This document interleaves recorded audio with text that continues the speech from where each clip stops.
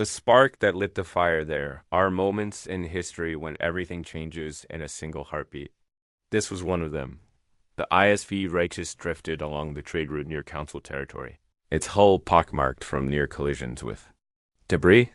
Captain Caradun stood on her ship's observation deck, eyes fixed on the floating corpses outside, a trio of human crew members in battered suits, spinning slowly among the wreckage of what had been the merchant vessel Wayfarer. It was supposed to be a simple transit, but there was nothing simple about bodies in space, and nothing accidental about the way the Wayfarer had been torn apart. A silent rage settled over the crew as they brought the bodies in. They had seen too many accidents lately, ships that vanished or exploded on approach to alien stations, always ruled as equipment failure by the Galactic Council. But now, drifting among twisted metal, Kara found a black box among the debris miraculously intact. Kara's hands trembled as she passed it to her comms officer, Yara Singh, who began decrypting it at her station. A low voice hissed from the speaker's alien, cold and sure of itself. Target is approaching Sector 7. Initiate mining charges on my mark. Make it look like engine failure. Kara's heart hammered. There was no doubt anymore. This was no accident. The Galactic Council had been murdering her people. Kara took the evidence to Admiral Marcus Reed, leader of Earth's defensive fleet, a man who bore scars from wars fought long before humanity had ever left its home system. Reed reviewed the audio, jaw tight. Protocol eclipse, he muttered. I've been waiting for proof. They finally got careless. Kara's eyes narrowed. How many have we lost like this, Admiral? Reed didn't answer, but his silence said everything. On Earth, President Anjali Rao addressed the council in a secure hollow session. Her image flickered before 100 alien delegates, some scaled, some furred, a few shining with inner light. She laid out the evidence.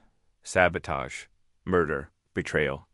But the council's reply was a symphony of scorn and polished condescension. The Zelthan representative, a six-eyed, green-skinned being leaned forward, smiling with too many teeth. President Rao, surely you don't believe these accidents are doing. Humans are emotional. You see threats everywhere. Perhaps your people are simply not ready for the complexities of the wider galaxy. Laughter rolled through the assembly, cruel and dismissive, far from Earth. Lieutenant Raphael Chen listened from his cramped post on Theta Prime. Officially, he was an interpreter assigned to Council trade negotiations. Secretly, he was Earth's best spy, a human who'd spent years living among the enemy, passing as a native Cordonian thanks to subtle surgery and perfect accent. He intercepted the Council's latest orders. Prepare cleansing fleet, target Sol system. All assets to be neutralized. Total sterilization. He transmitted the message, encrypted and urgent, back to Earth. Fleet is coming. You have 72 hours. Admiral Reed called the Emergency War Council in the bunkers beneath Geneva. Generals, admirals, scientists, and leaders from every Earth nation appeared by secure link. The message was grim. We are outnumbered 5-1, Reed said. But we have something they will never understand. We know what it means to be desperate. We know what it means to fight with our backs to the wall. They think we are weak because we want peace. But our patience was never weakness. President Ruo stood as every leader fell silent. They believe our patience is weakness. They're wrong. We never wanted war. But if they bring it to our home, we will show them what it means to challenge humanity.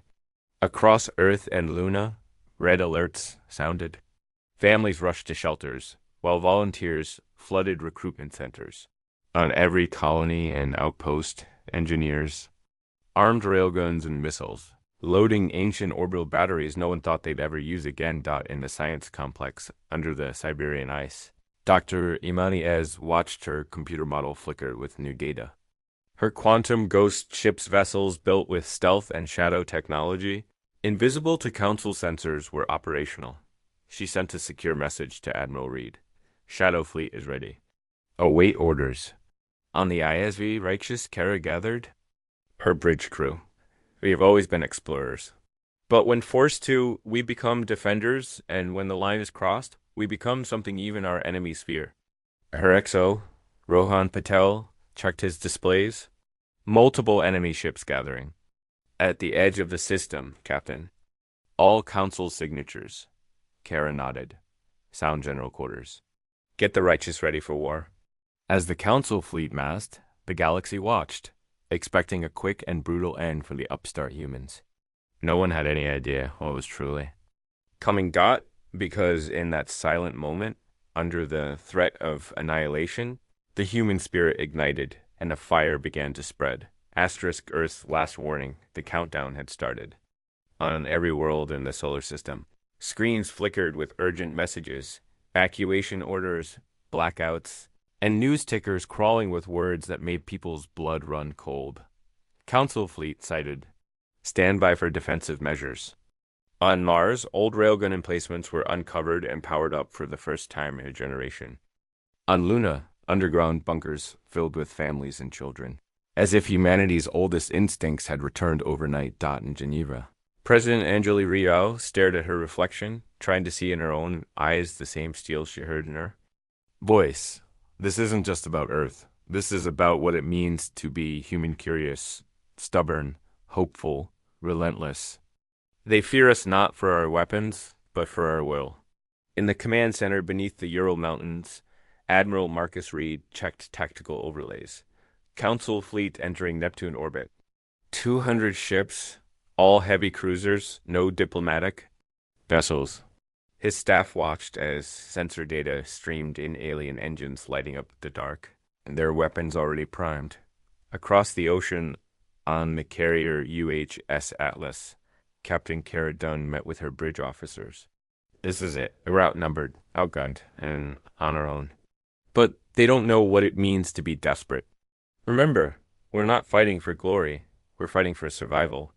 In the shadowed labs under Siberia, Dr. Imani Ez initiated the Shadow Fleet, 12 stealth ships, cloaked in quantum camouflage, slid from hidden lunar bays.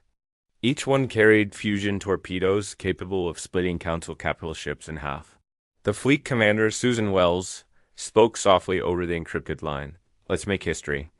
On the frontier station, Lieutenant Raphael Chin received final orders from his handler. Activate Plan Perseus. Sabotage Council comes at 0 hour. No extraction, good luck. He swallowed hard, thumbed the micro-explosives into his toolkit, and slipped into the labyrinthine Council comms hub. If he was caught, there would be no mercy got at Council headquarters on Vera Prime. The Council's grand chamber buzzed with confidence. The Zelthan delegate spoke first. The humans must learn their place. They advance too quickly. They disrupt order. They are dangerous.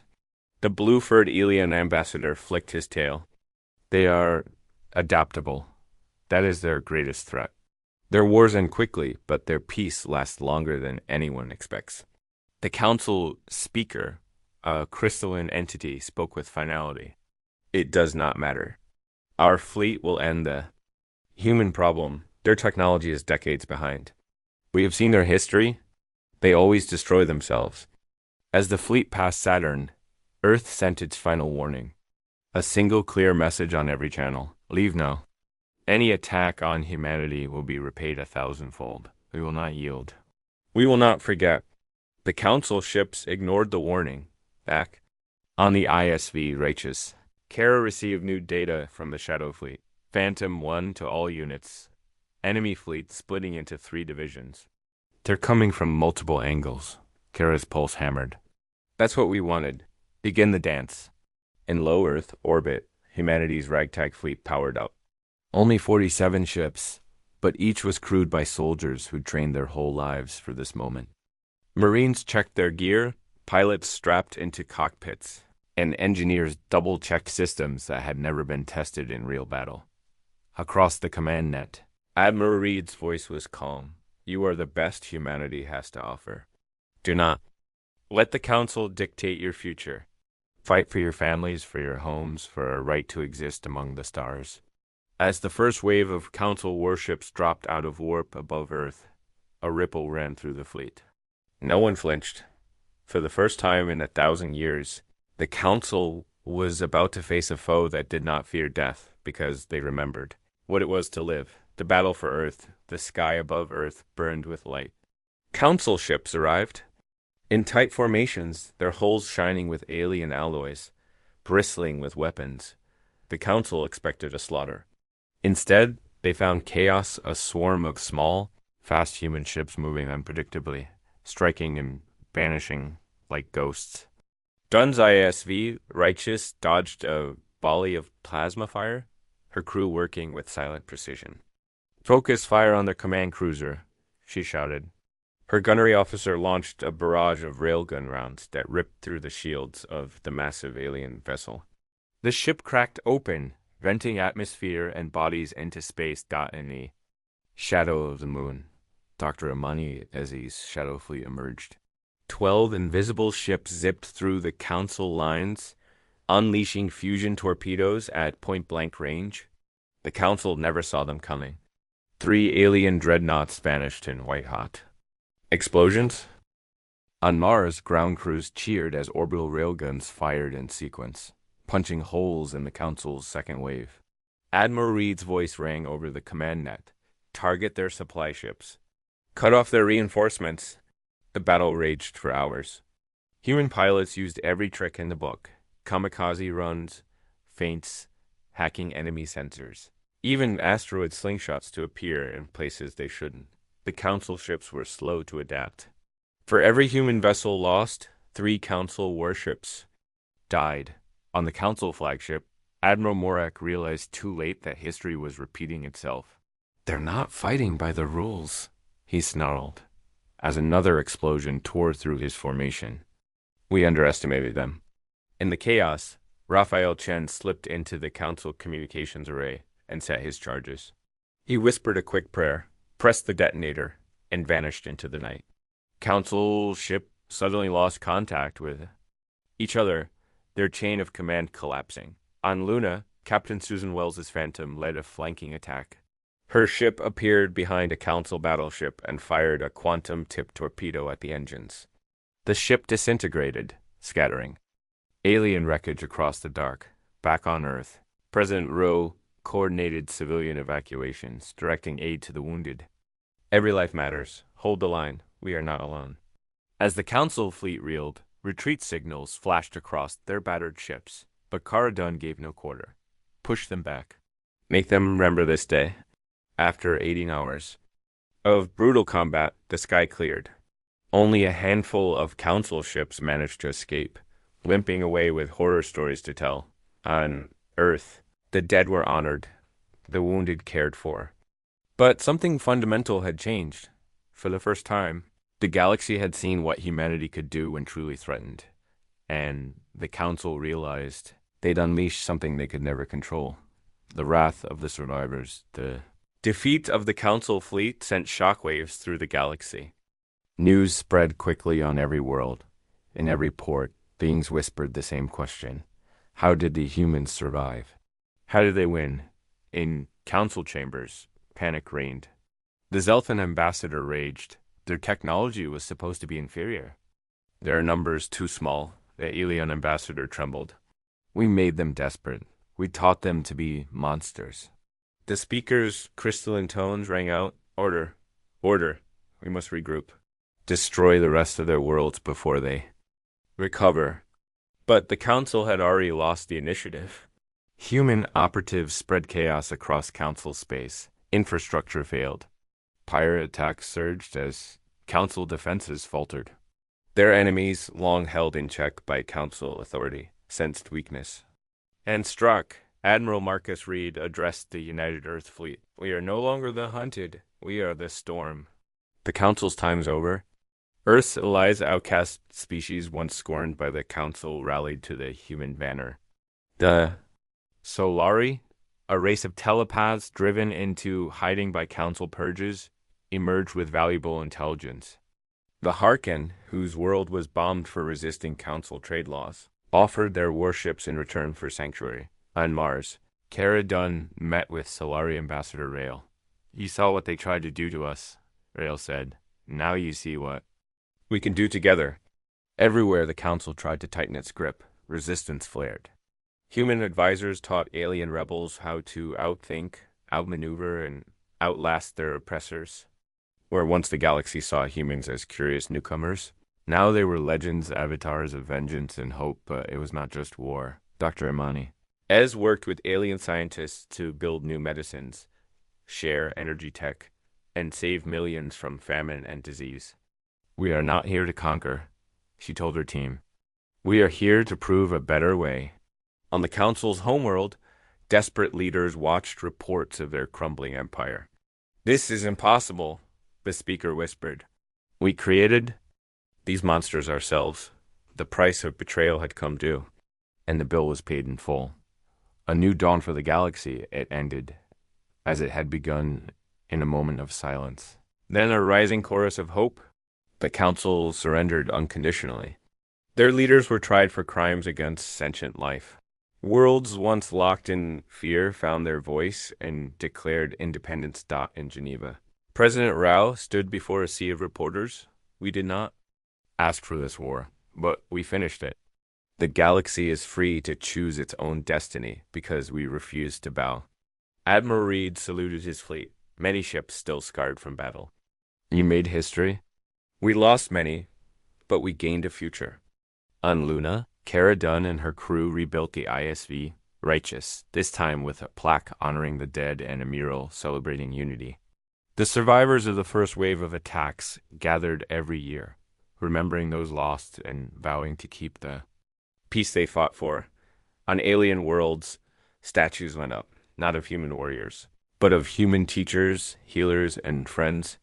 Solari children learned Earth's languages. Harkin traders rebuilt cities in partnership with human engineers. Dr. Imani. Ez worked with an interspecies coalition to ensure the mistakes of the past were never repeated. Justice is not revenge, she said. Justice is building a world where no one is left behind. In council chambers, now a museum, the shattered remains of the speaker's crystal body served as a warning. A plaque below read, "The galaxy fell silent when it tried to silence humanity. Never forget." As peace spread, some wondered what would come next. Humans had shown the galaxy what they could do. Now the galaxy waited to see what they would build. Under the starlit sky, President Rao looked out at the night. We are not monsters, she whispered. We are survivors. And together we are so much more. The lesson was written across every world. Never mistake patience for weakness, nor kindness for surrender. Because when you finally push humanity too far, you will see just how bright and how fierce the light of hope can burn. Asterisk.